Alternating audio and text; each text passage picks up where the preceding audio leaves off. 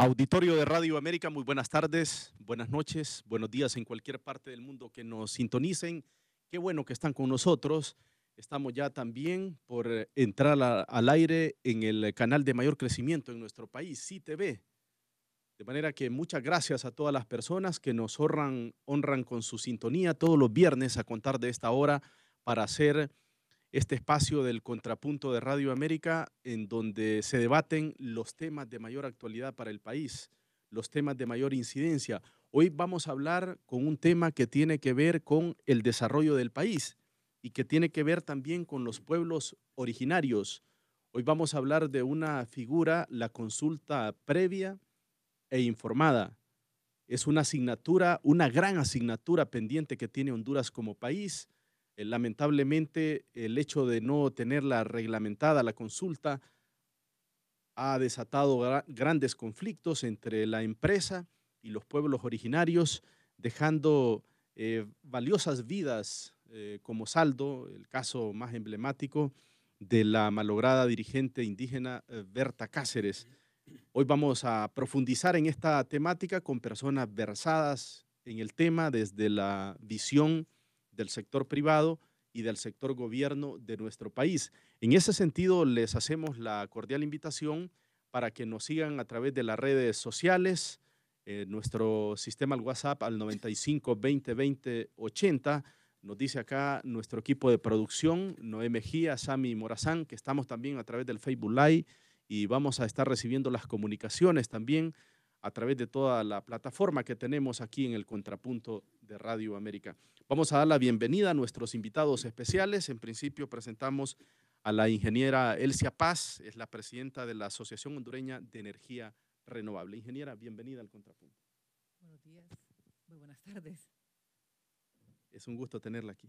Igualmente, gracias por invitarnos a participar en este tema tan importante, no solamente para el desarrollo de las inversiones, pero también para las comunidades, los pueblos indígenas y todos aquellos que se puedan ver afectados por temas de desarrollo. Y estamos en un momento muy importante en Honduras para poder desarrollar oportunamente un reglamento que permita dar claras las reglas y cómo se van a llevar a cabo estas consultas en aquellas zonas que aplique el convenio. Eso es importante resaltarlo.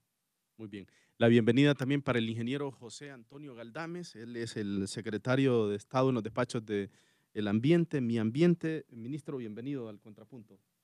Bien, buenas tardes. Gracias, licenciado Lesma Aníbal Morazán. Y qué gusto compartir también con nuestra amiga Elsia Paz. Y qué bueno estar acá en este gustado programa.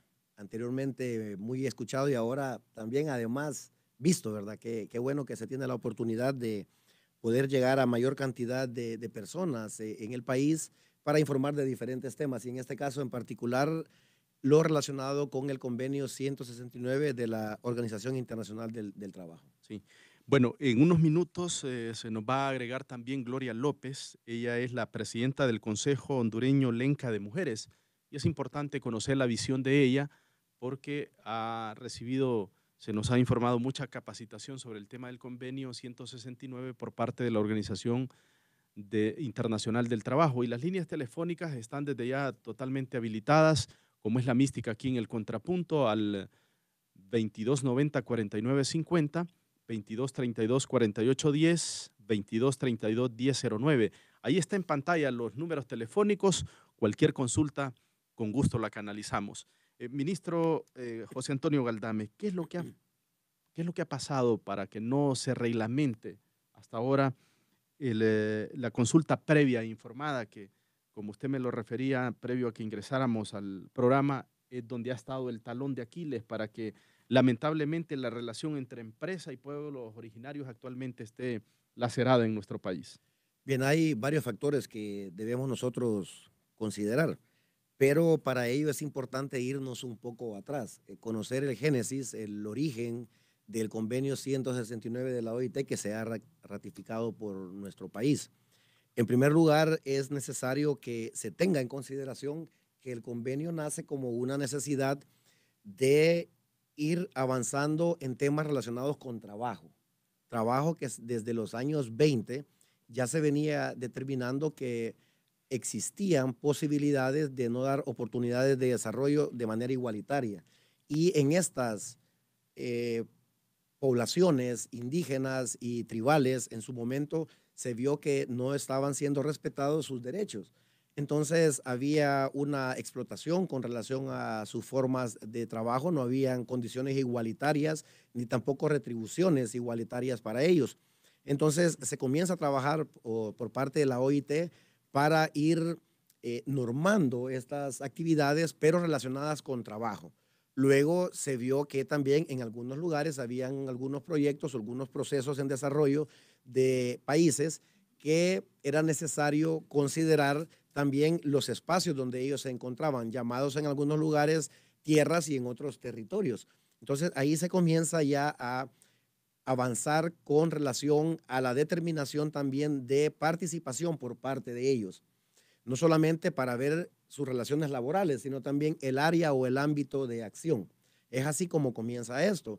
Y el convenio 169 de la OIT refiere a realizar un proceso de consulta que sea libre, que sea previa, o sea, antes del proyecto, y que se informe acerca de las actividades que se van a desarrollar. Por eso es el convenio es sobre la consulta libre, previa e informada. Ese es el espíritu general. Pero ¿qué ha pasado? No se ha comprendido esto, se ha mal utilizado el convenio. Mira, el convenio es una herramienta poderosa para generar desarrollo en los países, porque permite condiciones de igualdad, así como debe ser para todos los hondureños y hondureñas. Entonces, ha habido una mala utilización del convenio y el mismo se ha usado para detener proyectos. ¿Por qué razón? Porque el espíritu del convenio es una consulta, no es un consentimiento. Entonces, ha habido una tergiversación de términos o una mala utilización de los términos para beneficio de algunas personas que se oponen a algunos proyectos de desarrollo. Pero el convenio es una herramienta que permite el diálogo y que genera oportunidades de desarrollo igualitarios, dentro de ellos los pueblos indígenas y tribales, y en el caso nuestro, pueblos indígenas y afrohondureños o garífunas. ¿La reglamentación del convenio necesariamente tiene que ir al Congreso Nacional?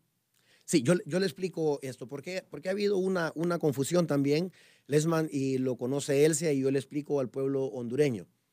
¿Qué es lo que dicen nuestra Constitución? ¿Qué es lo que dicen nuestras leyes con relación a convenios internacionales? Que una vez que son ratificados los mismos, pasan a formar parte de nuestra legislación, y que en caso de haber algún problema o alguna contraposición, el convenio está por arriba de las leyes nacionales nuestras. Entonces, es cierto, tenemos el convenio 169, forma parte de nuestra legislación. Entonces, hay que aplicar el convenio.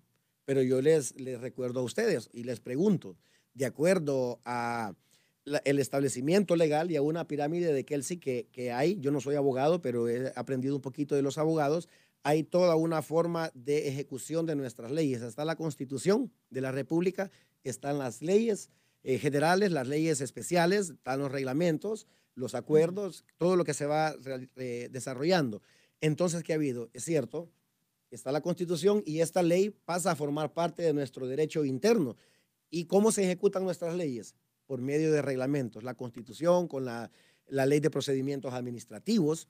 Luego tenemos, por ejemplo, en el caso particular nuestro, además de la Ley de Procedimientos Administrativos, tenemos la Ley General del Ambiente y sus reglamentos, la Ley Forestal de Áreas Protegidas y Vida Silvestre y sus reglamentos, la Ley de Municipalidades y sus reglamentos. O sea, se necesita un reglamento que oriente, que nos diga a nosotros cómo hacer el proceso de la consulta libre, previa e informada. Y ante la falta de estos reglamentos, es que nosotros hemos recurrido entonces a utilizar la Ley General del Ambiente, la Ley Forestal de Áreas Protegidas y Vida Silvestre, la Ley de Municipalidades, porque ahí sí están claramente establecidos cómo se desarrollan los procesos de consulta en materia ambiental. Vamos a ver, ministro, para ir comprendiendo esta temática, porque tiene mucho tecnicismo, y en ese sentido apelo a ustedes a que tengamos un lenguaje lo más entendible y lo más digerible, Sí. para que el campesino del interior, los pueblos originarios, lo entiendan. Estoy seguro que muchos de ellos están muy empoderados en esta temática. Ministro, he escuchado un argumento, en su momento también la ingeniera Paz puede hacer sus intervenciones, sus valoraciones, He escuchado algunos señalamientos de la dirigencia de los pueblos originarios en el sentido que en la socialización de la reglamentación no hay interlocutores válidos que los representen a ellos. ¿Qué puede decirles al respecto? Mire, primero brindar unas disculpas por el tecnicismo, pero quiero decirles que sí, que es necesario, como usted mencionaba, ser bastante prácticos para que la población pueda entender, aunque sabemos Claro, hay que términos que son que inevitables. debemos usarlo como Así es. consulta, como el término libre, Y es como parte de la misma previo. ilustración, ministro. Correcto, pero sí, vamos a ser bastante prácticos, aunque no debemos desmeritar que hay muchos profesionales dentro de los pueblos indígenas y afrondureños Totalmente. que conocen bastante sobre el tema y que estos términos los manejan inclusive mejor que muchos Sí. de nosotros, ¿verdad? Entonces, siempre es importante esto. Con relación a lo que estábamos hablando recientemente, ¿por qué es necesario? Le hago un resumen para que la gente entienda. Honduras ratificó un convenio a nivel internacional, pero no está claro, por ejemplo, para qué se hace la consulta, a quién se consulta, quiénes deben consultar, qué es lo que vamos a consultar, cuál es el propósito real de la consulta y cómo la vamos a hacer.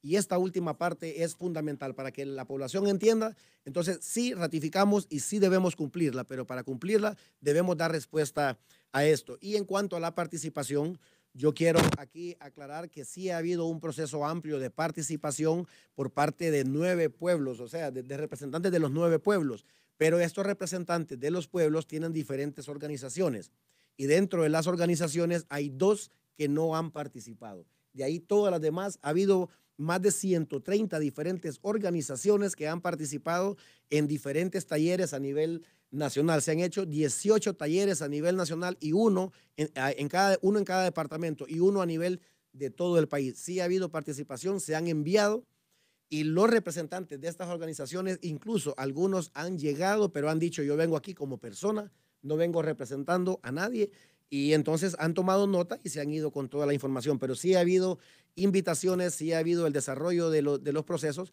Sin embargo, ellos no han querido, hay 2 organizaciones que no han querido participar en el proceso, pero están a tiempo, siempre se les puede invitar, ¿Cuáles son esas dos organizaciones? OFRANE y el COPIN. ¿Y se les ha invitado oficialmente? Completamente se les ha invitado de manera oficial y han llegado a las reuniones varios de los miembros de las mismas organizaciones, pero cuando se han presentado, ellos han aclarado de que van de título personal a conocer como cualquier otro hondureño, no en representación de estas organizaciones, únicamente llegan pues para obtener la información y luego la trasladan a sus dirigentes, pero ellos han participado, se les ha invitado, lógicamente no se les puede obligar para que ellos asistan en pleno o que Pese a pues, esa negativa, sigue abierta la invitación, ministro. sigue abierta la invitación, nosotros continuamos trabajando porque el convenio, al igual que otros convenios, no son estáticos, son procesos que son dinámicos y si se hace una normativa hoy, probablemente el mismo reglamento puede cambiar con el tiempo porque hay que ir ajustándonos a las necesidades y a las realidades que tenemos para cada uno de nuestros pueblos. Ingeniera Elsia Paz, ¿ustedes están convencidos como sector privado que esta reglamentación vendría a armonizar la relación entre la empresa y el sector privado, valga el juego de palabras? Sí, lo estamos O digo, entre empresa y los pueblos originarios. Sí, lo estamos viendo como una piedra angular para que cese el conflicto. El hecho que se ordenen todas estas consultas, que es lo que hemos estado realmente como sector muy alarmados y viéndolo, que el convenio no es una herramienta para ocasionar conflicto en las zonas. El convenio no da derecho a veto, es un convenio que más bien es una gran oportunidad para un diálogo que permita, si en el caso que aplique, porque eso también hay una equivocación, el convenio tiene un espíritu de mantener, conservar y también que se maneje por medio de la representatividad de las comunidades. Me gustó mucho cuando vino un representante en el taller que sostuvimos este miércoles pasado del Perú, en donde exigen que los afectados se declaren bajo cierta normativa. ¿Y quiénes son los afectados? Los que hayan nacido en esa comunidad, que tengan padres que ancestralmente se les compruebe su lazo sanguíneo indígena. Y eso es muy importante, el respeto a los que están en estas comunidades y el convenio que procura que si viene un proyecto de desarrollo, puede ser un proyecto turístico de una carretera, están ahorita muy resaltados los proyectos de energía, especialmente los hidroeléctricos, pero el convenio lo que hace es ampliar esos programas. Vaya, si en el caso de un pueblo indígena ancestralmente comprobado tiene una lengua que se debe de conservar, pues el proyecto de desarrollo que llegue debe procurar un programa que mantenga y conserve. El convenio es muy importante entender que es tripartito, es empleado, empleador y afectado. Es de las tres vías que debe de funcionar. Que hemos visto en Honduras un mal manejo de ciertos grupos que lo están utilizando como una herramienta para ir a atacar, ir a difamar, ir a crear un caos y sobre todo creo que están creando una distorsión de cómo se debe aplicar este convenio. Como le digo, nosotros como sector lo vemos como algo muy, muy oportuno y lo que más estamos, por decir así, satisfechos es que es un sector que ha venido madurando. Tiene ya más de 2 décadas, desde 1998, de estar instalando proyectos renovables a lo largo y ancho del país y como decir así, nos hemos encontrado de todo, pero también nos hemos venido preparando. Antes un proyecto contrataba un ingeniero hidroeléctrico, geólogo, ahora estamos contratando sociólogos, forestales, biólogos y antropólogos, porque nos estamos preparando para lo que lo viene. Entonces, son equipos multidisciplinarios de expertos, no estamos improvisando. Entonces, ¿qué estamos viendo también? Las zonas de influencia, de interés, y voy a hablar específicamente de los proyectos de energía renovable, se entra primero con un estudio responsable. Y en esos primeros estudios a veces ni se encuentra asentamientos ancestralmente comprobados por los antropólogos. Es más, el Instituto de Antropología interviene, el mismo CERNA, mi ambiente, no extiende licencias ambientales si no se entrega una constancia de antropología que evidencie que la zona tiene, como ella decía, el visto bueno para poder llevar a cabo la construcción. Actualmente, ingeniera, ¿cuántos proyectos están prácticamente parados por la falta de reglamentación?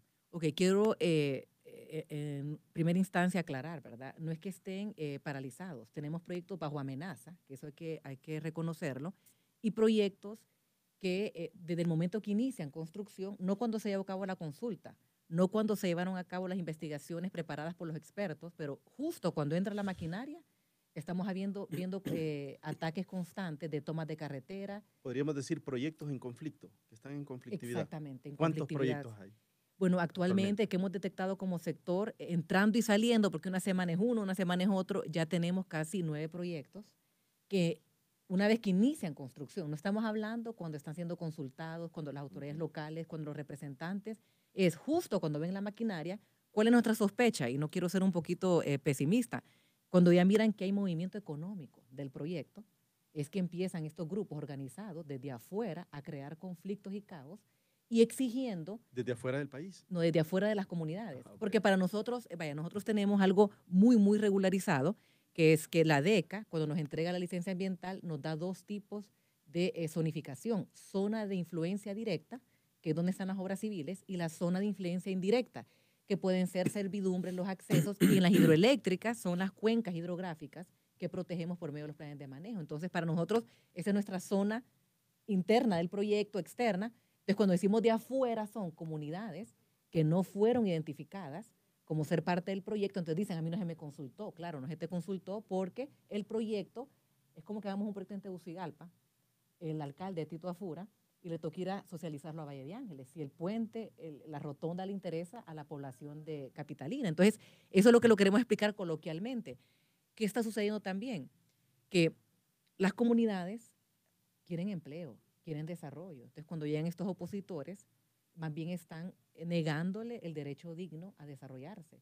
Y se molestan, crean un caos y manipulan a estos pobladores porque dicen que se vendieron por una chambita, por un trabajito. Entonces, creo que aquí también estamos viendo una presión exagerada de estos opositores a crear todo este tipo de fachada sin ser representativos. ¿Quiénes son esos opositores? Así para identificarlos plenamente. Bueno, son movimientos ideológicos, que naturalmente han estado en algunas zonas como en la costa norte, el movimiento amplio que es famoso, ustedes bien saben que han estado trabajando siempre en esa zona, movimientos también que son federaciones indígenas, hay 16 federaciones indígenas, pero a veces es uno el que tiene acceso a los medios, que habla más y dice que es el representante genuino de todos estos departamentos. O sea, el pueblo lenca, yo en lo particular me siento, a veces digo, privilegiada como hondureña, viví 5 años en La Esperanza, Intibucá, desarrollé uno de los primeros proyectos hidroeléctricos en zona indígena y realmente es un pueblo pacífico, quiere desarrollo. Y normalmente, como cualquier proceso de entrar en una zona, hay desconfianza. Ven personas ya un poquito más modernas que la maquinaria y existe desconfianza. Y nos sentamos. entablamos todo lo que es un proceso de socialización y es bien, no es instantáneo, no es fácil, pero lo vamos madurando y más ahora que hemos incorporado expertos como sociólogos, antropólogos y hemos llegado a acuerdos que nos han permitido, por eso digo yo que ahora la regularización de este convenio viene entrando a la madurez del sector. Hace 18 años, cuando yo empecé a trabajar, era muy difícil hablar de tanto experto, pero creo que hemos entendido que se requiere para que estos proyectos realmente logren una aceptación social y también con el respeto al medio ambiente. Sí.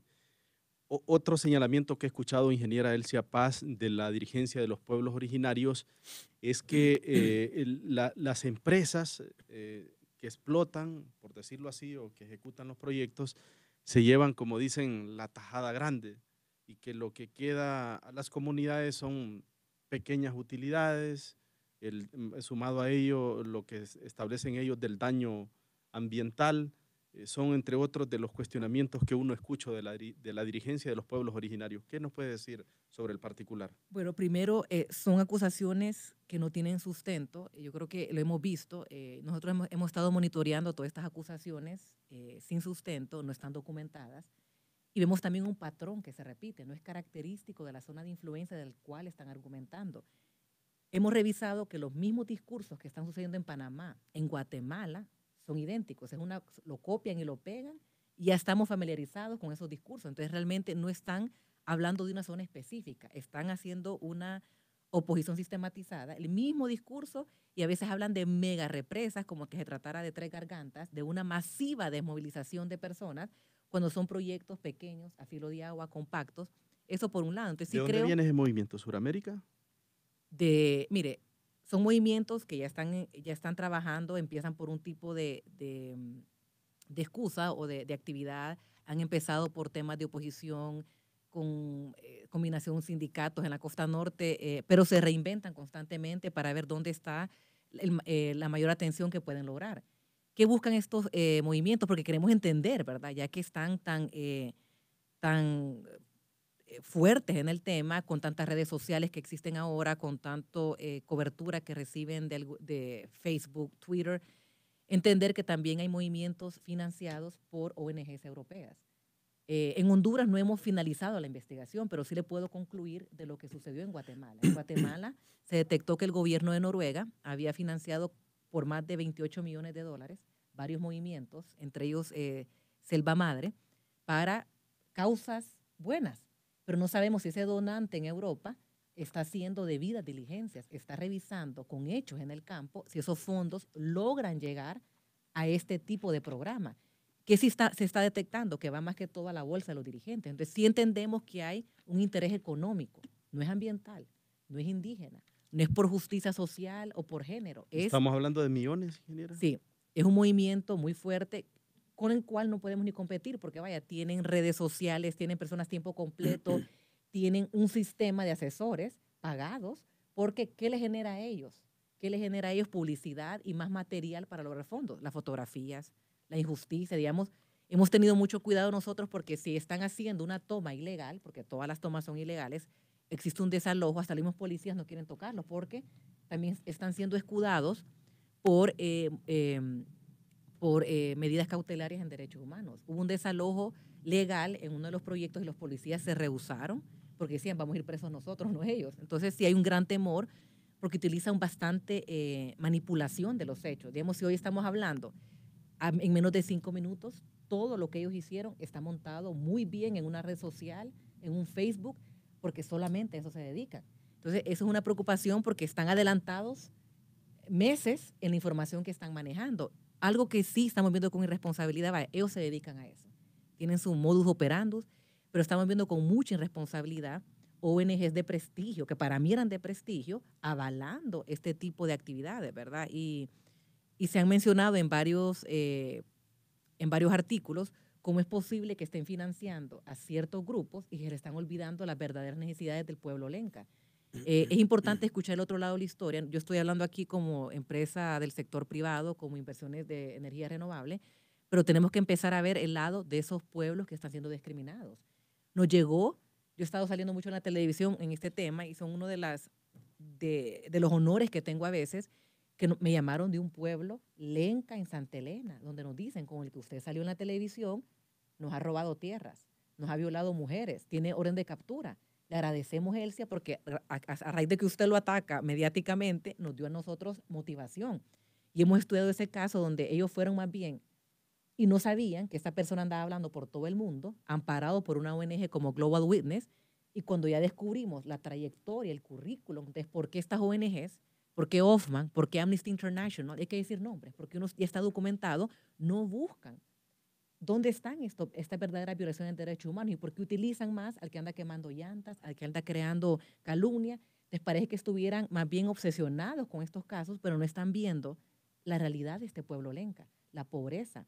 Yo le agradezco a este grupo de Santa Elena en haberme brindado esta gran colaboración y decirme, no se sientan mal, estuvo realmente con la persona que ahora tiene orden de captura. Y ahora lo digo porque sé que ha pasado por un proceso y es prácticamente pública la información. Entonces mi pregunta es a Global Witness, ¿por qué siguen utilizando este tipo de enlace de socios? ¿Por qué no se van a las verdaderas comunidades lencas? ¿Por qué no se van? ¿A qué personas se refiere, ingeniero? Bueno, vino un señor a principios de año que vino con un dirigente de Milpa y ese fue como su socio en Honduras para difamar al país y crear una campaña de odio.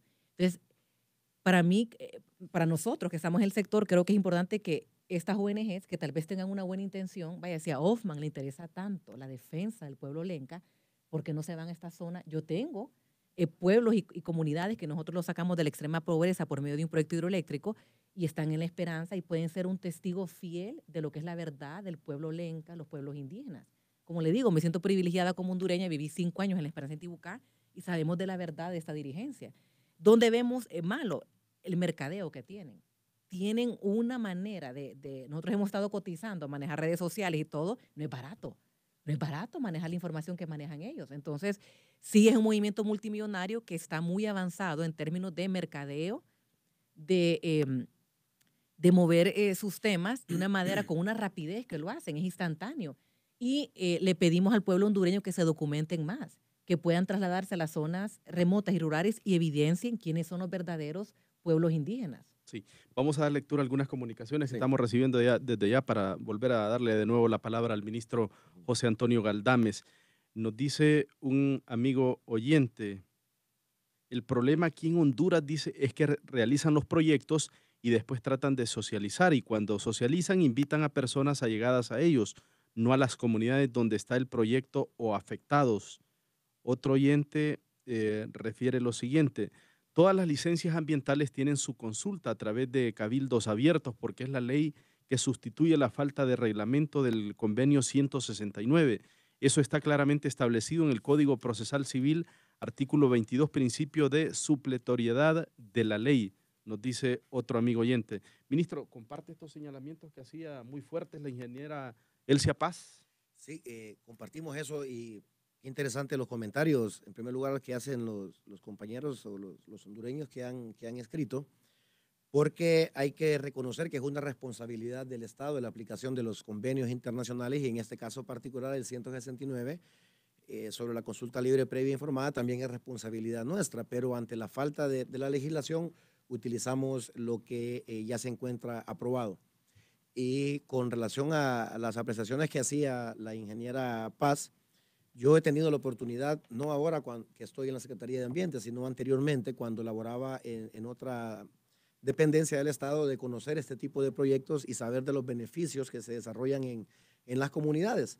Y realmente sí creo que hay una mala intención y mala utilización de la información que se tiene para crear problemas en algunas comunidades. Y en el caso específico de estas personas que han venido a presentar estos informes, lo lastimoso, lo terrible de esto es que lo hacen basados en la misma información que ellos generan por internet y otra información que no tiene ninguna fuente de validez. Entonces, con eso le hacen mucho, pero mucho daño al país a nivel internacional. Nosotros hemos estado en algunas reuniones y realmente se nos mira mal a los hondureños y a las hondureñas que participan en estos eventos, precisamente por este último hecho que se ha dado con doña Berta, que nadie desea un mal, ¿verdad?, para ningún hondureño. Y ante esta situación de una mala información a nivel internacional y todo lo que se da en las redes y la preparación de este tipo de informes, donde dicen que Honduras es lo peor que existe en varios de los temas que hay, causa mucho daño, aleja la inversión y al final solamente se ven beneficiadas estas propias instituciones y no toda la hondureñidad. Perfecto. Bueno, vamos a atender comunicaciones. ¿Quién nos habla? Le escuchamos aquí en el Contrapunto de Radio América. Muy buenas tardes. ¿Me escuchan? Aló. Lo escuchamos, Sí, señor. le llama Marco Tulio Ponce. Yo voy a hablar de mi condición de ciudadano, ¿no? A mí realmente me interesa que se protejan los entornos ecológicos de todas las regiones de Honduras. Y eso se está haciendo a nivel mundial, ¿no? Precisamente por eso actualmente las políticas diseñadas en diferentes países del mundo es defender los hábitats, especialmente de las etnias, ¿no? Y yo creo que de repente los dirigentes de estas etnias tienen la razón. Pero Honduras históricamente, si nos vamos a remontar a la historia, ha sido explotada en forma desordenada. Y si no notemos nosotros las grandes concesiones que se dieron en el pasado, la vergonzosa concesión de las bananeras, del enclave bananero, las vergonzosas concesiones de la explotación del oro, la Tal Rice Company, son hechos evidentes, ¿no? Y yo no creo que a los ciudadanos, por el simplemente de defender sus entornos ecológicos, se les debe estigmatizar o satanizar. Yo como hondureño realmente yo estoy interesado que haya leyes rigurosas en cuanto a la explotación de nuestros recursos naturales, ¿no? De los que aún tenemos, ¿no? Porque Honduras, año con año, década con año, décadas permanentes, ha sido explotada. Los recursos forestales, no digamos, han sido terriblemente explotados. Y lo peor que ha sido por extranjeros. Si por lo menos fuera por hondureños, eso no importaría. En cuanto a los proyectos hidroeléctricos, de repente son necesarios, ¿no? Pero sí hay que hacerlo que no afecte tanto al pueblo, ¿no? Y que si al pueblo se le va a despojar de algún terreno, alguna etnia, se le gratifique con una cantidad justa. Y en cuanto a los líderes caídos, Berta Cáceres, Janet Caguas, un señor Escalera allá en Olancho, realmente Carlos hay que Escalera. lamentarlos. Y aún han sido asesinadas, victimizadas varios dirigentes simplemente por defender los recursos naturales, por defender a nuestro país. Y es necesario que los hondureños adquiramos conciencia de que nuestra tierra, de que nuestro país ya debe dejar de ser explotado en una forma desordenada por la actitud vergonzosa de nuestros políticos, porque la clase política ha jugado un gran papel. Quisiera decir lo último. La reforma agraria prácticamente ha desaparecido, ¿no? Alguien en el Congreso Nacional planteó una reforma agraria integral y ese tema jamás se tocó en el Congreso. ¿Por qué? Muy bien, gracias, señor. Tenemos más comunicaciones, Elmer. Muy buenas tardes. Hola, buenas tardes. Sí, mire, lo que sucede en el país es que aquí no le consultan al pueblo. Mire, ve, si violaron la Constitución y no van a violar ese convenio de los indígenas, aquí, mire, este país lo han utilizado como un transeúnte, pues. ¿Por qué nuestra gente se va para Estados Unidos? Porque mira todo lo que sucede en el país. Mire lo que está sucediendo con nuestra Constitución. Se la pasan por donde quiera. No digamos ese convenio que tienen internacional. Y eso no le paran bola. Mire, los magistrados que destituyeron el golpe de Estado, ahí vieron que lo reconstruyeran y como les vale riata, no lo vuelven a restablecer a su poder, pues. Pero este país mire, ve, y ¿sabe qué? En este país no hay empresarios. Toda la mayoría son unos prestanombres, que ellos solo los utilizan los ricos de afuera para que les hagan los negocios sucios, porque son negocios sucios, pues, porque todo negocio que se hace detrás de la puerta es un negocio sucio. Por eso este país está como está. Y esos empresarios, no son empresarios, esos son vividores del sistema. Aquí en Honduras no hay empresarios, son vividores del sistema. Solamente, mi amigo. Muy bien, gracias. ¿Hay más comunicaciones, Elmer? Muy buenas tardes. Hola, buenas tardes sobre el tema. ¿Aló? Sí, lo escuchamos, caballero. Sí, buenas tardes. Mi nombre es Luis Suazo. Yo soy vicepresidente también de la Asociación Hondureña de Energía Renovable. Yo solo quería, en primer lugar, felicitar a Elsia y al señor ministro de Medio Ambiente que están junto con ustedes poniendo en la mesa temas de verdadera trascendencia para el desarrollo económico de Honduras. Yo solamente, muy brevemente, quería recordar que Honduras el año pasado fue declarado por una revista alemana como el primer país más vulnerable por efectos del cambio climático. Y en cualquier lista de países vulnerables, Honduras siempre aparece por lo menos en los 10 primeros lugares. Entonces, a raíz de eso es que Honduras está comprometido no solamente por su propia supervivencia, sino que también por los acuerdos que firmó en París en el 2015 a seguir promoviendo las energías renovables de manera social y ambientalmente responsable. Entonces, Honduras solamente ha desarrollado el 14% de todo su potencial hidroeléctrico. Y por eso también en el plan de nación que aprobó el gobierno de Honduras aparece la visión de país como Honduras con una matriz energética 80% renovable y 20% térmica. Entonces, el desarrollo de los proyectos hidroeléctricos es clave para el desarrollo económico de Honduras y es clave también para la lucha que tiene Honduras para reducir su vulnerabilidad a los temas del cambio climático y el cumplimiento de otros acuerdos que, al igual que el 169, son importantes, como los acuerdos que Honduras firmó como parte del Club de París. Solamente muchas gracias y los felicito de nuevo por poner estos temas en la mesa de la manera seria y objetiva que lo están haciendo los dos invitados de la tarde de hoy. Gracias. Muy bien, a usted. Más comunicaciones, muy buenas tardes.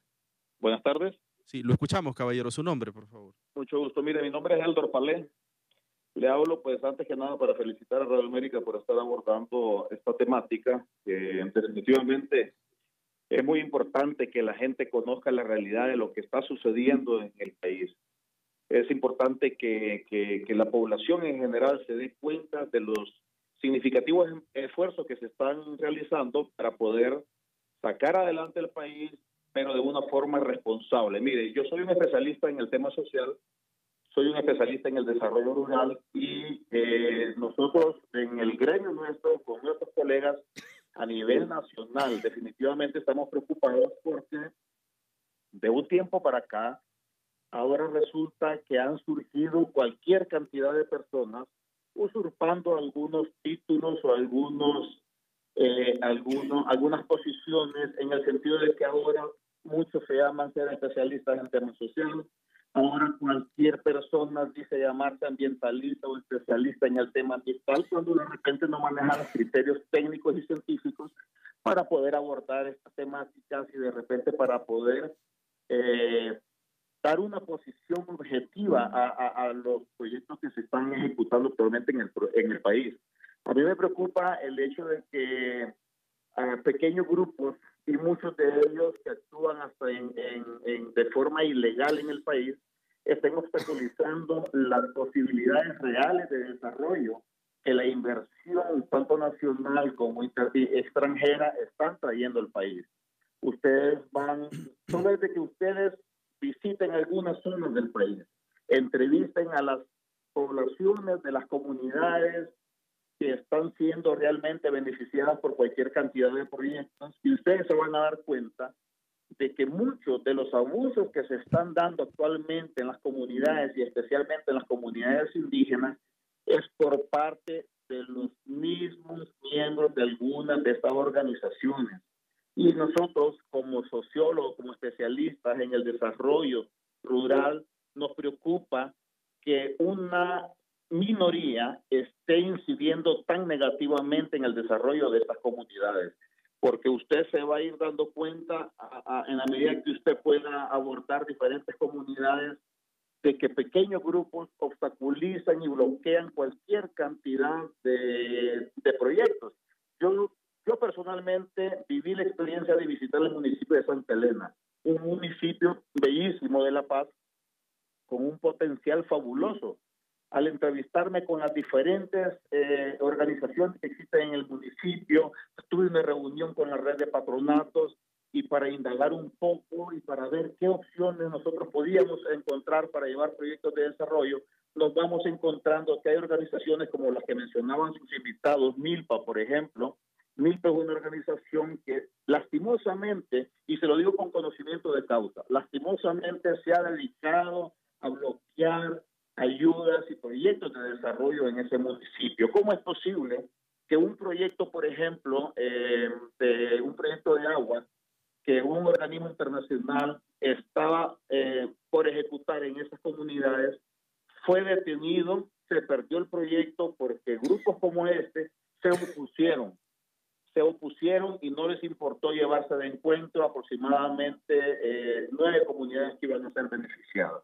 Muy bien, gracias. Comprenderán, tenemos llena la planta telefónica y sin el ánimo de coartarlos o de censurarlos, solo les pido que por favor sean concretos en sus participaciones porque nuestros panelistas están tomando nota y seguramente tendrán sus opiniones. Bajo ese entendido, atendemos más comunicaciones. Elmer, muy Hola, buenas tardes. Hola, buenas tardes. Buenas tardes, Lesman.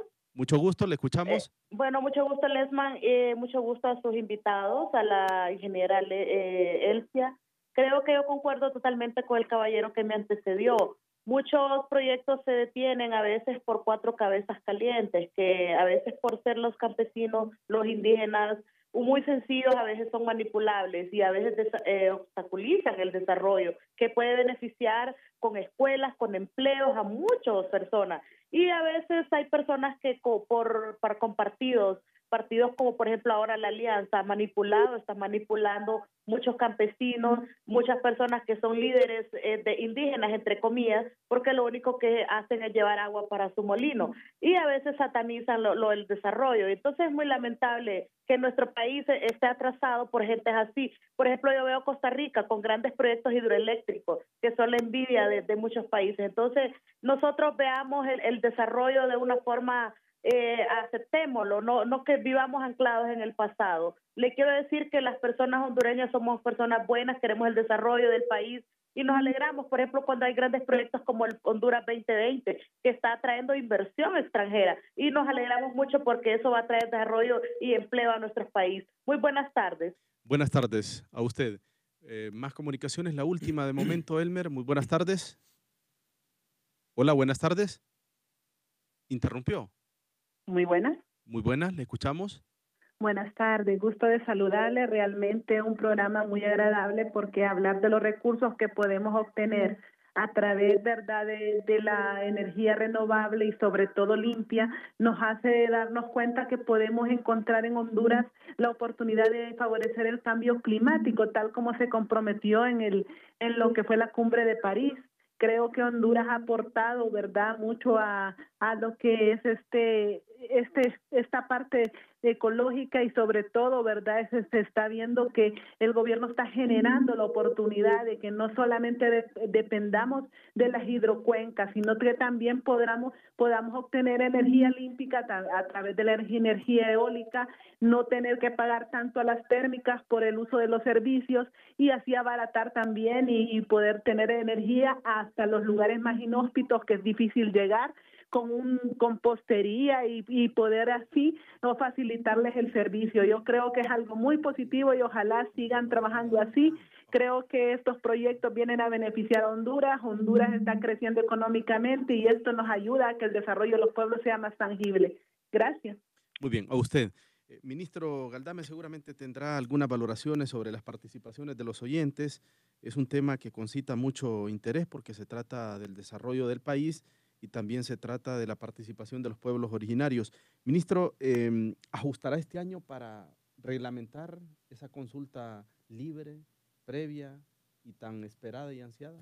Sí, claro que sí. Quiero referirme rápidamente con relación a las intervenciones que hicieron anteriormente. Mire, sí, no ha existido en algunos momentos algunas consultas a la otra parte de la hondureñidad, porque el mismo convenio 169 parte del principio de que debe ser participativo. Entonces, debió haberse consultado a los otros hondureños acerca de si queríamos la ratificación de un convenio 169 de la OIT. O sea, hay mucha población de Honduras que no fue consultada para poder dar derechos especiales. No lo digo yo, lo dijeron los expertos que vinieron al taller, que esa es la base de la consulta. Por lo tanto, en algunos países han declarado inconstitucional este hecho. Eso por un lado.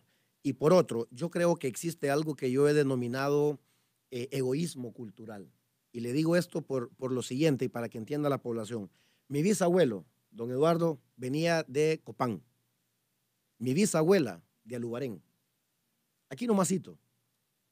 Él, cuando de sus tiempos de coronel de Cerro, la conoció, se la robó, se la llevó, fueron viviendo en Pimienta, en Potrerillos, después por Tela, fueron llegando a Ceiba.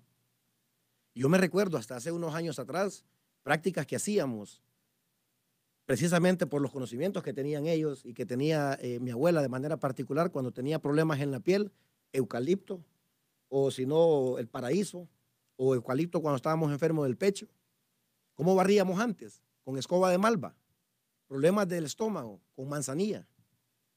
O si no, con madriado, problemas también en la piel, para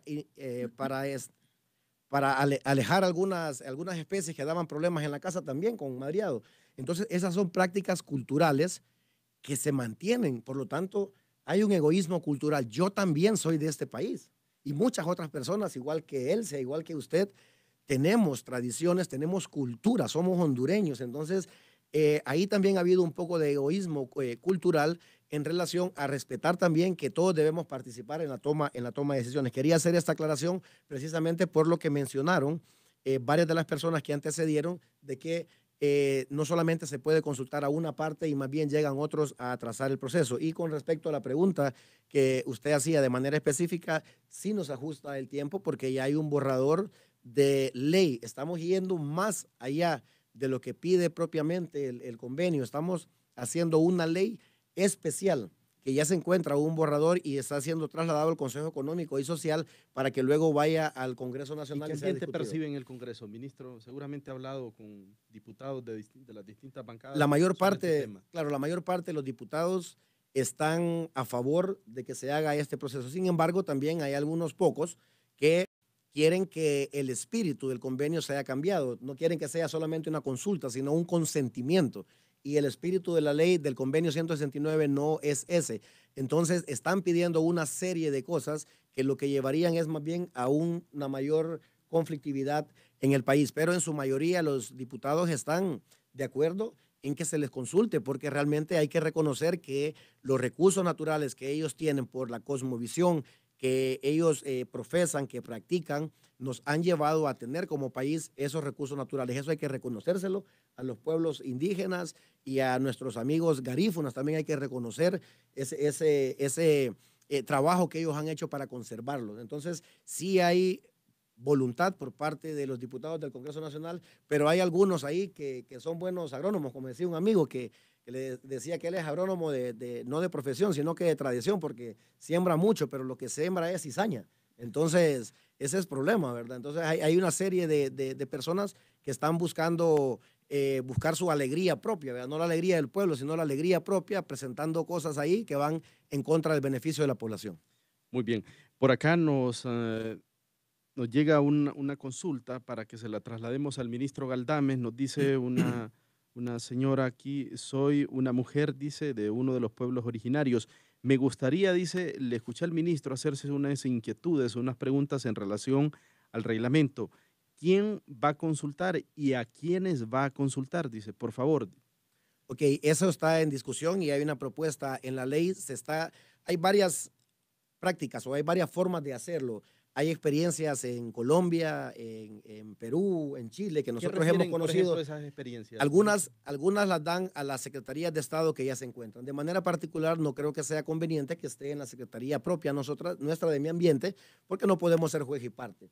En la propuesta de la ley se está haciendo mención, se está determinando un instituto que sea dedicado específicamente a esto, un Instituto Nacional de los Pueblos Indígenas y Afrohondureños, que ellos sean los que se encarguen de darles seguimiento de conocer y que se defina. Con independencia autónoma, es Correcto. decir, no va a depender de mi ambiente. No va a depender de nosotros. Entonces ellos serían Ni de ninguna los otra encargados. secretaría. Estamos todavía en discusión de ese proceso porque recordemos que debe tener un ámbito superior, ¿verdad?, de acción. Perfecto. Ingeniera Elsia Paz, sus valoraciones sobre quién debe consultar y a quiénes consultar. Bueno, antes que nada, para aquellos proyectos de interés nacional tiene que ser el Estado de Honduras, que debe de hacer esta consulta de acuerdo a la aplicabilidad del convenio, porque eso es donde a veces estamos un poquito nosotros muy conscientes de que el convenio va a aplicar en ciertas zonas del país, donde se debe llevar a cabo un respeto a lo existente y procurar la conservación. Entonces, y se le debe de consultar a la representatividad. Es decir, toda la gobernabilidad de esa zona de influencia tiene que estar muy bien determinada para que no genere caos y no genere precisamente lo que estamos viviendo hoy por hoy en el país por falta de este reglamento. Digamos en un municipio, ¿a quién se le debe de consultar? Bueno, de lo que tenemos ya muy claro nosotros es que si es un municipio donde existe tierras comunitarias indígenas, resaltemos el caso de los Lencas, que son el grupo indígena más grande en Honduras, debe de existir un consejo Lenca municipal, porque como hablamos, la ventaja que tenemos es que los proyectos están bien organizados desde el punto de vista zona de influencia directa e indirecta. Entonces, en la zona de influencia directa, donde está la construcción, se debe de determinar quién es ese consejo Lenca, patronatos, juntas de agua, propiamente autenticadas por las mismas comunidades. Entonces, es ahí donde debe, porque el convenio no es un plebiscito, no es que va a llegar todo el grupo de personas a levantar la mano. Es realmente una manera de llegar a un diálogo de buena fe para llevar a cabo esos programas que le permitan conservar las tradiciones, puede ser una lengua, puede ser un ritual, o sea, todo lo que un pueblo indígena realmente tenga reconocido como algo ancestralmente comprobado. Perfecto. Bueno, estamos recibiendo más comunicaciones sobre el tema. Dice, pregúntele a la ingeniera Elsia Paz, así con la valentía dice que le escucho hablar del tema. ¿Cuántos millones ingresan? Si las personas a las que alude, las organizaciones, son auditadas al momento de recibir estos millonarios fondos.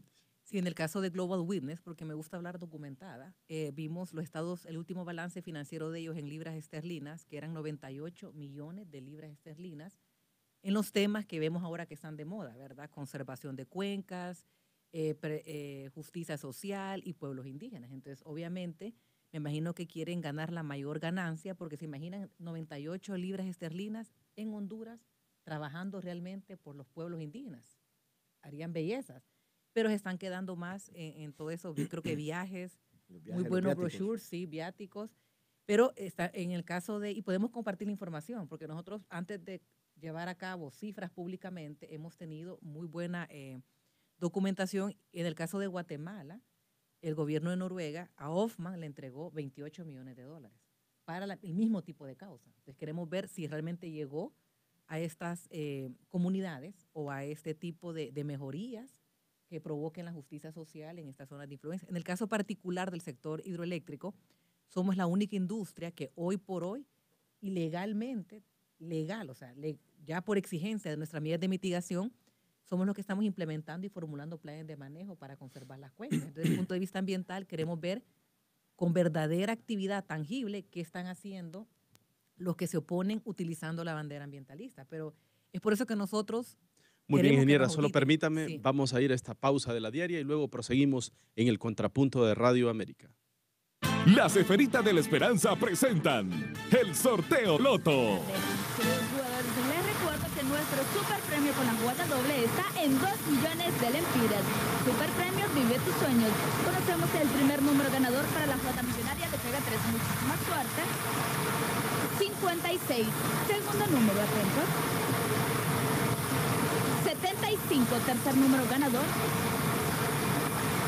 85, repito, los 3 números ganadores, 56, 75 y 85. Ha llegado el momento de multiplicar su dinero con premiados. Rápidamente conocemos el primer número ganador, primer dígito, atentos.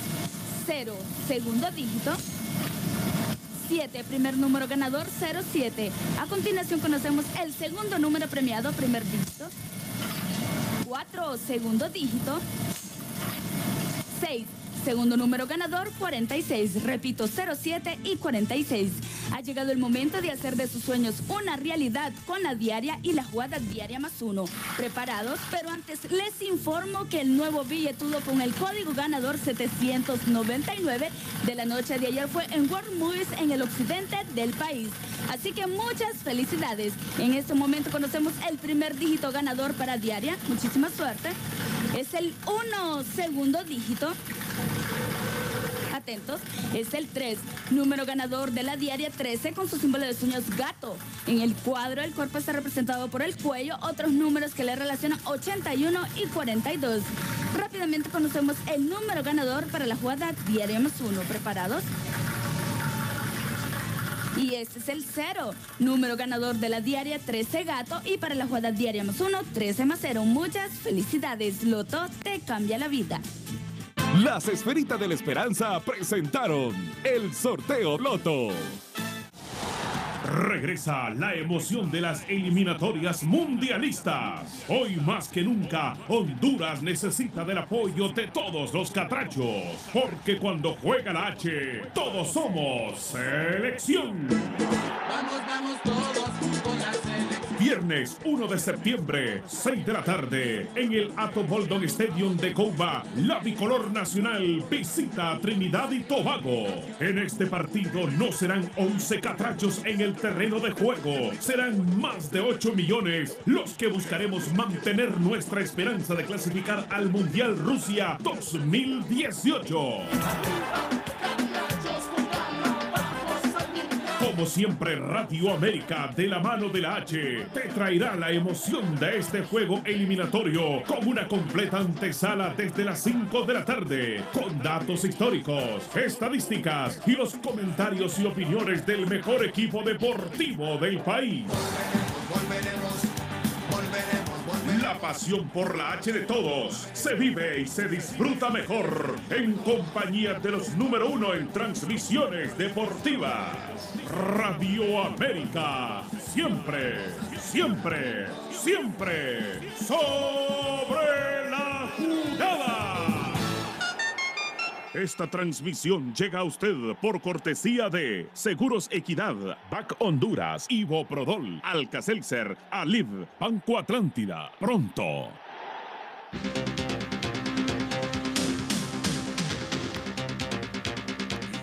Proseguimos en el contrapunto de Radio América. Estamos en directo a través de Radio América Cadena Nacional, a través del Facebook Live y a través de CITV, el canal de mayor crecimiento en nuestro país.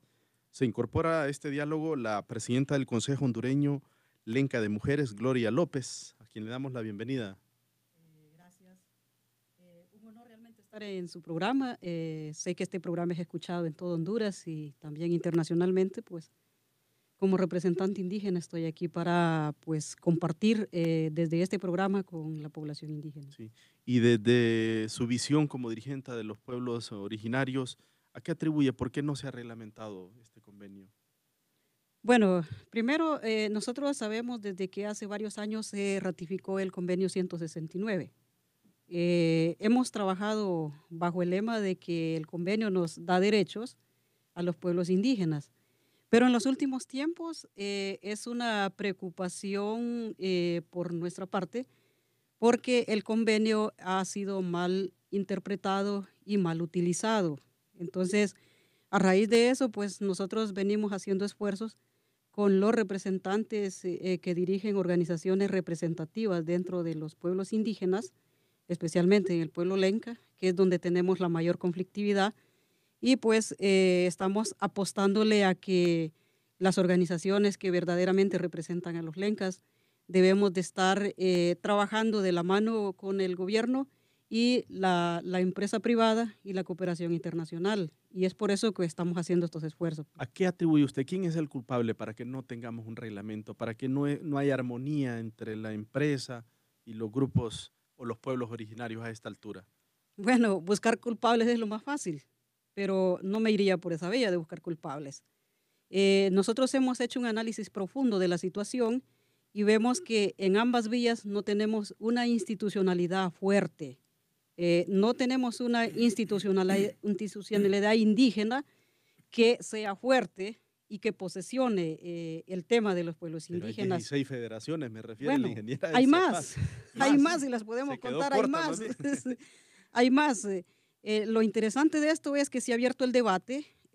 Nosotros tenemos más de un año, sí, de venir trabajando el tema de la socialización del anteproyecto de ley de consulta que ¿Está politizado, impulsando ideologizado el gobierno. tema? Le pregunto a usted. Pues no diría que está, quienes estamos politizados o polarizados es el sector indígena. Estamos polarizados y por eso no nos permite llegar a acuerdos. Ahora también nosotros tenemos que ser responsables. ¿Y por qué? Porque la población nos está esperando con respuesta.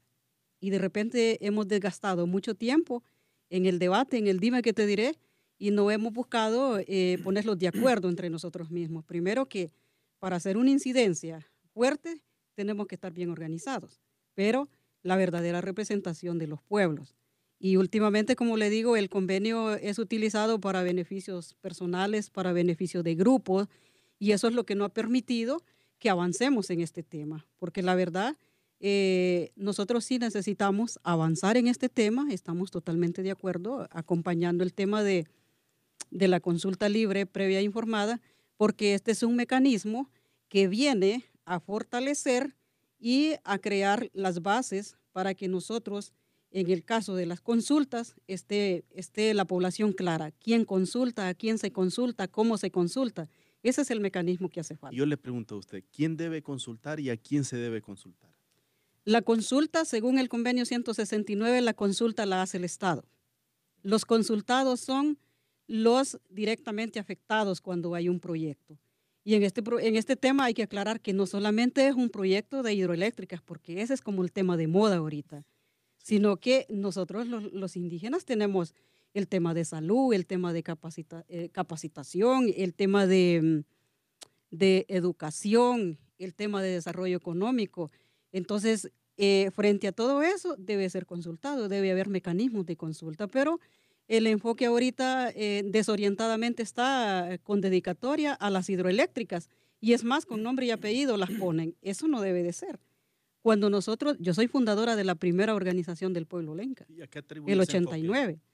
Pues esa es la desorientación últimamente que ha venido, que hay mucha ONG que viene y que trabaja, dicen ser defensores de derechos humanos, y nos han confundido todito y se han armado cualquier cantidad de grupos. Pero vamos a que aquí tenemos que ver dónde está la representación de verdad. Sí. Entonces hay que trasladarlos a ver dónde está la representación. ¿Y a usted la han invitado para que forme parte de esas organizaciones? Bueno, uno como dirigente tiene cualquier cantidad de propuestas, pero uno, cuando es responsable, tiene que saber dónde está parado. Sí. Yo tengo más de 20 años de trabajar en esta lucha y siempre mi enfoque está en el desarrollo integral de los pueblos indígenas. Sí. ¿Y le han puesto precio a esas propuestas? Bueno, hay gente que se atreve, pero la mayor... ¿En euros, en dólares o en lempiras? Ya la gente, cuando a uno lo escucha, pues ya dicen, bueno, sí, no se puede, dejemos Escucha esta participación, doña Gloria. Esos dirigentes son los mayores violadores de los derechos de sus mismos pueblos. Lo digo con conocimiento de causa. Tengo 17 años de intervenir en comunidades rurales e indígenas y la mayor parte de violaciones proviene de los mismos grupos. ¿Qué le puede decir al amigo oyente? Bueno, la verdad es que cuando se da eso es por la misma división que tenemos. Los intereses económicos hace que haya varios grupos y entonces empiezan las pugnas entre grupos. Pues yo igual me podría quejar de que me pasan denunciando todos los días y podría decir yo también, ¿y mis derechos dónde están? Diría yo también, ¿verdad? Sí. Porque si vi que He escuchado ayer... que la tildan de oficialista a ustedes. Sí, a mí me tildan de oficialista. Escuchaba o miré en la tribuna que aparecía ahí que el líder del Partido Nacional, que se fue al Empira y esto y lo otro. Yo le voy a decir que cuando uno tiene convicción del trabajo que hace, eso no lo debe asustar, eso lo anima a trabajar más. Yo tengo una responsabilidad de devolverle a mi pueblo todo. ¿Usted ha sido capacitada por la OIT en este tema? He recibido bastante capacitación y he pedido a la OIT capacitación para interpretar bien el convenio 169 para que nadie nos venga a engañar.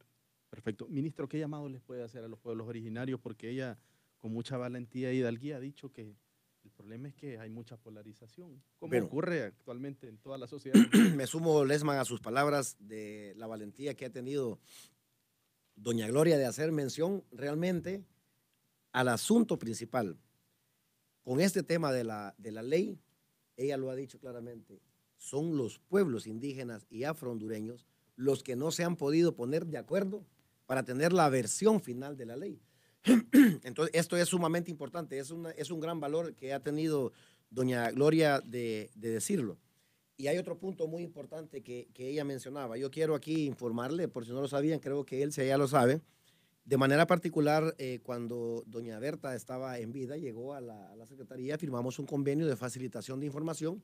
Yo le di toda la información de 34 proyectos de generación de energía y yo estoy en proceso con la Fiscalía de esos 34. O sea, yo mismo le facilité la información, pero es un deber de un funcionario público dar toda la información. Es transparencia. Así como la agarró, fue a poner 34 causas en la Fiscalía. Ahí está en la Fiscalía de la Genia. O sea que me van a tener que ver varios años más adelante defendiéndome por haber tomado decisiones de acuerdo al beneficio de la población y también para el desarrollo del país, pero fundamentado en ley. Eso es un punto. Y digo esto, ¿sabe por qué? Por el segundo tema que hacía doña Gloria. No solamente son proyectos hidroeléctricos. Por la Secretaría pasan los proyectos de desarrollo de calles, pavimentaciones, escuelas, colegios, beneficios. Todos los proyectos de los pueblos indígenas pasan por la Secretaría. Y sin embargo no se ha ido a ningún lado, a ningún lugar a decir que se necesita la consulta o a reconocer que el ministro de Ambiente firmó ese permiso ambiental. Ahí no. Entonces hay una dirección. O sea, ¿por qué no hay entonces un requerimiento cuando yo apruebo y con los mismos procedimientos que se dan, con la misma consulta, con los mismos mecanismos para aprobar los proyectos de desarrollo que traen un beneficio, sistemas de riego para las mismas comunidades, las calles, los mejoramientos, las pavimentaciones? O sea, todo eso también debió haber sido opuesto o oponerse, pues, para que fueran consultados y no lo hacen porque tienen dedicatoria de acuerdo a estos intereses. Entonces, para mí, en relación ahora con su pregunta, que por favor se pongan de acuerdo porque hay muchas familias, muchas personas que están esperando una oportunidad para que salga adelante su comunidad, así como han salido otras comunidades en diferentes partes del país. Sí, ingeniera Elsia Paz, ¿qué esperarían del Congreso Nacional? Porque el ministro dice que no solamente se van a quedar en un reglamento, van a elevarlo a nivel de ley. Sus impresiones. Esperemos que el Congreso se organice lo suficiente y que reciba también en el proceso porque toda ley, todo decreto se socializa. Si no, luego en el Congreso llegan ahí a quemar llantas. Y lo digo porque es una práctica muy normal. Es muy importante que los diputados en la zona de influencia, si es un reglamento de interés nacional para que cese todo este tipo de conflictos, se apropien del tema y no le tengan temor. Porque para nosotros, como les digo, es una oportunidad de diálogo.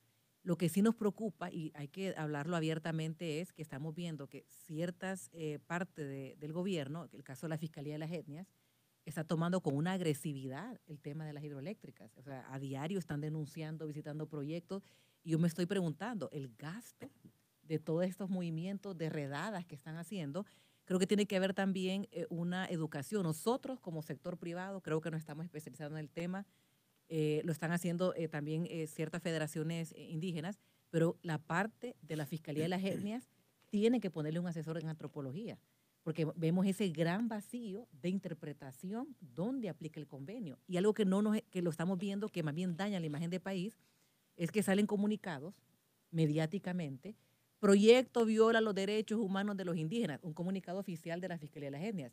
Van al campo, no encuentran nada, pero entre que no encontraron nada, que se desestimó esa denuncia, no se toma el tiempo esta Fiscalía de las Etnias en aclarar, no encontramos nada.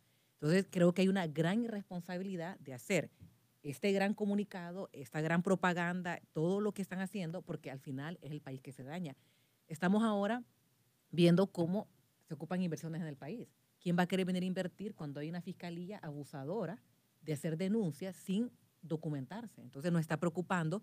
Antes yo me recuerdo que de las denuncias siempre han existido, pero se evalúan, se miran si vale la pena o no hacer una de esas redadas militarizadas que ha llegado a veces el Ministerio Público a ciertos proyectos, Entonces tiene que haber más responsabilidad, porque al final del día son recursos del gobierno que se invierten en las inspecciones que tienen que llevarse a cabo, porque los proyectos no son céntricos, son en zonas remotas, rurales. Por día es un gasto económico entre los que llegan y no llegan solos, llegan acompañados. Entonces sí queremos hablarlo abiertamente. Sé que en Honduras hay buenos antropólogos, expertos en temas indígenas, que deberían de asesorar a esta Fiscalía de las Etnias para que tome decisiones objetivas y que los proyectos no son malos. Los proyectos nos merecemos el beneficio de la duda de que estamos haciéndolo correctamente. Son inversiones demasiado grandes. Nunca lo hemos ocultado. Son inversiones de alta intensidad de capital. No llegamos a improvisar. Pasamos por todo un proceso. Desde que se empieza a medir el recurso, puede ser el viento, el agua, el sol, se miran los técnicos. Entonces, si estas comunidades estuvieran amenazadas desde el primer día, los proyectos pasan por una evolución hasta 8 años para llegar a construir. Entonces, si ya estamos construyendo es porque previamente las comunidades estén familiarizadas con los proyectos. Entonces, sí, queremos hacer, vemos con preocupación que en las zonas de los proyectos estamos viviendo paz. Si van a ver los proyectos, creo que la seguridad es mínima, pero vemos cómo desde aquí salen persecuciones, prácticamente hostigamientos de estos ministerios, de estas fiscalías, perdón, a hacer intervenciones ya con un prejuicio. Lo tenemos que denunciar, así como nos denuncian a nosotros con calumnias y difamación. Hostigados por la Definitivamente, estamos siendo hostigados. Creo que no hay mes no hay mes que no existe una intervención, pero intervenciones bien fuertes. O sea, no son... Yo he sido citada anteriormente que, mire, vimos este problema, documentenos, evalúan el caso y hacen un balance si vale la pena o no hacer ese escándalo y ese show de ir con patrullas enmascarados a revisar un proyecto. Entonces, yo he visto la diferencia de otras épocas. Siempre hemos vivido bajo la auditoría. Es por eso que nos hemos preparado muy bien, pero vemos que hay mucho prejuicio de parte de esta Fiscalía de las Etnias y creo que es tiempo que, si es una Fiscalía del Gobierno, que parte de este proceso de la implementación del convenio OIT 119, que tenga un asesor en antropología, experto en etnias, para que tranquilice un poco. No estamos violando los derechos de los pueblos indígenas, más bien llegamos muy anticipadamente, antes que el gobierno, a ver todos los procesos. Algo que sí quiero resaltarle, hay zonas del país, por tradiciones indígenas, que se han estudiado potenciales hidroeléctricos y se han desestimado o se han detenido porque vemos que hay títulos comunitarios indígenas y hay un sinnúmero de actividades existentes que no es a veces muy recomendable intervenir. Yo sé de proyectos que han llevado a nivel de permiso para estudio, ríos que ahí están llevándose hasta el Océano Pacífico sin ser aprovechados, así que hemos respetado, hay un proyecto eólico que se detuvo precisamente por eso, porque estaba en una zona muy tradicionalmente indígena y se detuvo en la etapa de estudios. O sea, mucho proyecto respeta cuando el especialista en la materia hace una prevención. ¿Dónde no estamos de acuerdo? Que ya en la etapa de construcción, cuando ya miran que hay una maquinaria, que hay movimiento económico, están llegando estos abanderados indígenas y ambientalistas. Muy bien. Doña Gloria, ¿cuál sería su llamado para los diputados al Congreso Nacional cuando ha dicho el ministro que se va a elevar una ley a efecto de profundizar en los alcances de la consulta previa y libre? Bueno, en efecto, que sí, ese es el mecanismo. Una vez que tengamos la versión última, como lo decía el ministro, pasará al Congreso Nacional para ser aprobado por el Congreso y convertirse en una ley. El llamado a los diputados del Congreso Nacional es que ahí sí no deben de politizar el tema. Ahí los diputados tienen que pensar que los pueblos indígenas nos asiste el derecho y lo importante es que ellos aprueben esa ley, ¿verdad? Se respeten las opiniones que nosotros como indígenas hemos puesto en la ley. Porque, mire, si nosotros tuviéramos o tenemos un mecanismo acercado realmente a la realidad de la comunidad indígena, yo creo que no es tanto la ley, sino es la forma como lleguemos nosotros a las comunidades. Y las comunidades están pendientes y sí quisiéramos que el Congreso Nacional, yo no les voy a pedir apruébenlo mañana. Entre más entre más tiempo se dan de análisis, pero no tampoco años, pero sí que se den su tiempo, que lean, que estudien y que no lo hagan a la carrera porque estamos en campaña electoral. Esa normativa, esa reglamentación, ¿usted cree que puede evitar el derramamiento de sangre en los pueblos originarios en su relación con las empresas?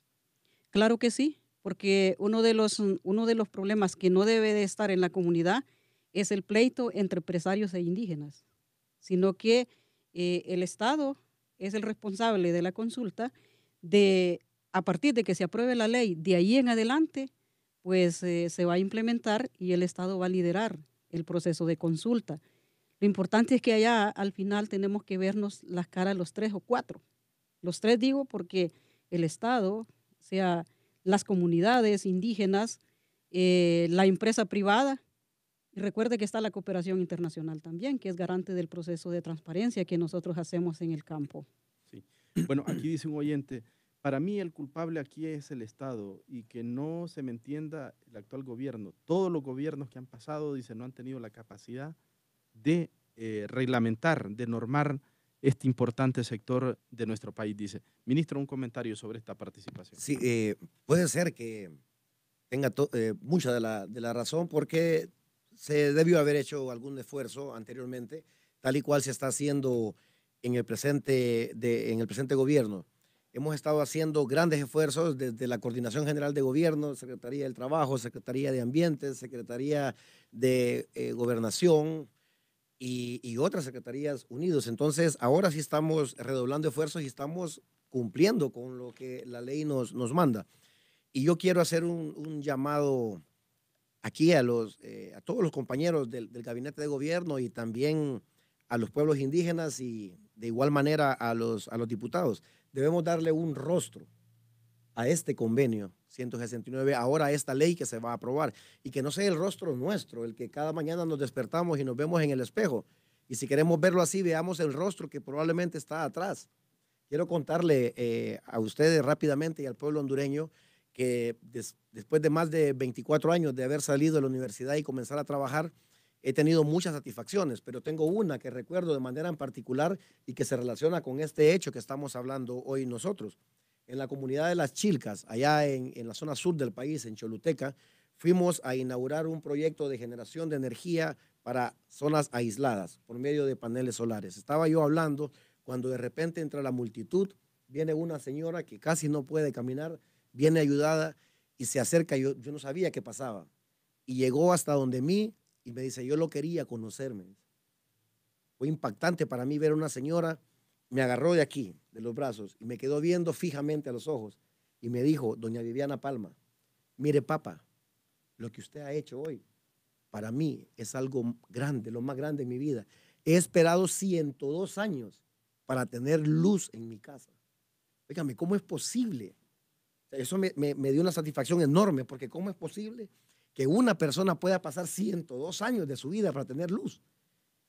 Cuando solamente vemos nuestras caras en el espejo y no vemos las necesidades del pueblo, no es posible. Por lo tanto, sí necesitamos esta ley, pero necesitamos que todos le demos un rostro y que nos sumemos a este esfuerzo porque hay muchas personas en las comunidades que lo necesitan. Bueno, comprenderán nuestros oyentes y nuestros televidentes, este es un tema bastante profundo, de mucho interés social y humano.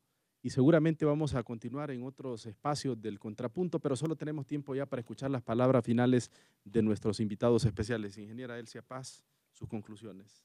Bueno, estamos como sector de energía renovable definitivamente comprometidos, no solamente con generar kilowatts hora por medio de energía sostenible, que va a brindar seguridad energética al país, pero estamos comprometidos y responsablemente trabajando los proyectos desde su inicio con las bases sociales y respetando el medio ambiente. Así que estamos aquí abiertamente y los esperamos en los proyectos. Queremos que nos auditen, que nos visiten de manera no anunciada para que puedan ver la realidad de lo que está sucediendo en estas zonas remotas y rurales que han ya experimentado el desarrollo por medio de fuentes de energía renovable. Gracias. A usted. Doña Gloria López, presidenta del Consejo Hondureño Lenca de Mujeres.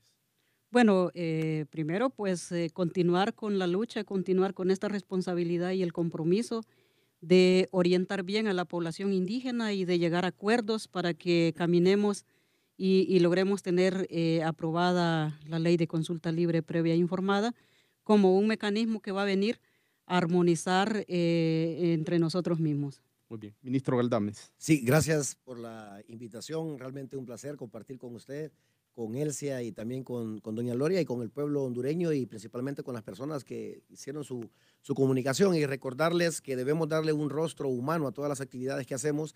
Y en el caso particular de nuestra secretaría, quiero decirles que yo estoy ahí no para beneficiar a una parte, sino para que se haga un respeto a los derechos de los empresarios, de los pueblos indígenas y de usted que nos está viendo. Para eso estoy yo ahí y le aseguro que hemos tomado decisiones confiando en lo que se encuentra en nuestras leyes. Muy bien.